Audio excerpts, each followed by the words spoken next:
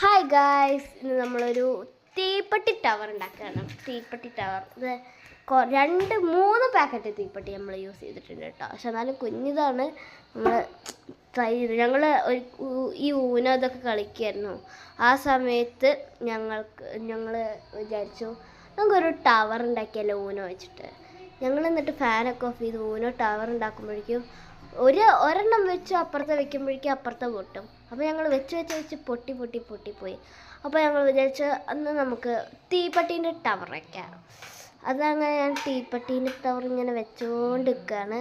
ഇത് എൻ്റെ കസിനാട്ടോ വെക്കണത്, ഞാനല്ല, ഞാൻ വീഡിയോ എടുക്കാറ്. ഇങ്ങനെയാണ് വെച്ചാൽ കുറേ തീപ്പെട്ടിയില്ല, മീൻസ് 2 പാക്കറ്റ് ഉണ്ട്, പക്ഷെ കുറച്ചാ തോന്നിക്കുള്ളൂ. ഇനി നമുക്ക് കുറേ തീപ്പെട്ടി കിട്ടുമെങ്കിൽ ഞാൻ ഒരു ദിവസം വീഡിയോ ഇടാം ഇതേപോലെ ടവർ ഉണ്ടാക്കണത്. നമുക്ക് വലിയ ഉണ്ടാകും, ബുർജ് ഖലീഫ പോലെയാണ് ഈ ടവറുള്ളത്. മീൻസ് ഉറുമ്പുകൾക്ക് ബുർജ് ഖലീഫയാവത് കണ്ട. അപ്പുറത്തെ സൈഡ് കാണിക്കാൻ പറ്റണില്ല, അതുകൊണ്ടാട്ടോ ഇങ്ങനെ ഷേക്കായ തന്നെ. ഇങ്ങനെയാണ് അപ്പുറത്തെ സൈഡ്. അയ്യോ, ഞാൻ ഇളകി ചത്ത്.